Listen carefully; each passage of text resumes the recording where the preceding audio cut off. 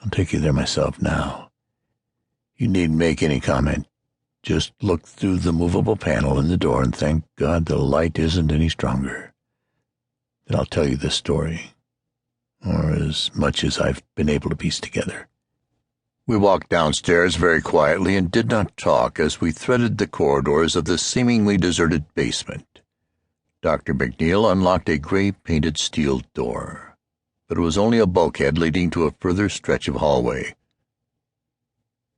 At length he paused before a door marked B116, opened a small observation panel which he could use only by standing on tiptoe, pounded several times on a painted metal as if to arouse the occupant, whatever it might be.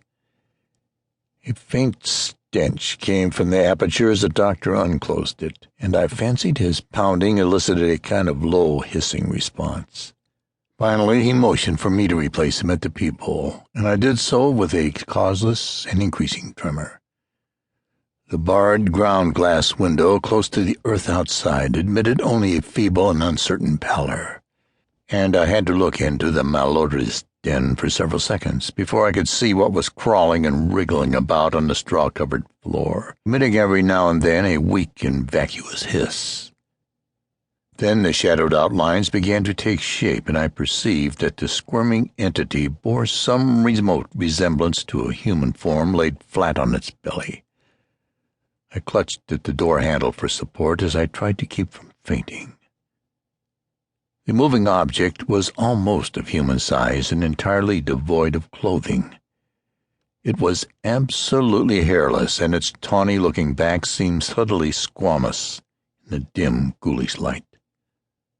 Around the shoulders it was rather speckled and brownish. As it looked up to hiss at me, I saw that the beady little black eyes were damnably anthropoid, but I could not bear to study them long. They fastened themselves on me with a horrible persistence, so that I closed the panel gaspingly and left the creature to wiggle about unseen in its matted straw and spectral twilight. I must have reeled a bit, for I saw that the doctor was gently holding my arm as he guided me away. I was stuttering over and over again, but for God's sake, what is it? Dr. McNeil told me the story in his private office as I sprawled opposite him in an easy chair. The gold and crimson of late afternoon changed to the violet of early dusk, but I still sat awed and motionless. I resented every ring of the telephone and every whir of the buzzer, and I could have cursed the nurses and interns whose knocks now and then summoned the doctor briefly to the outer office. Night came, and I was glad my host switched on all the lights. Scientist though I was, my zeal for research was half forgotten amid such breathless ecstasies of fright as a small boy might feel when whispered witch tales go the rounds of the chimney-corner. It's themed that Yig, the snake god of the Central Plains tribes, presumably the primal source of the more southerly Quetzalcoatl or Kukulkan, was an odd, half-anthropomorphic devil of highly arbitrary and capricious nature.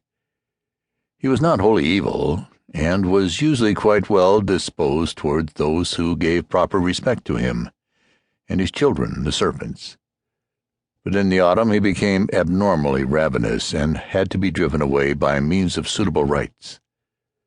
That was why the tom-toms in the Pawnee, Wichita, and Caddo country pounded ceaselessly week in and week out in August, September, and October, and why the medicine men made strange noises with rattles and whistles curiously like those of the Aztecs and Mayas.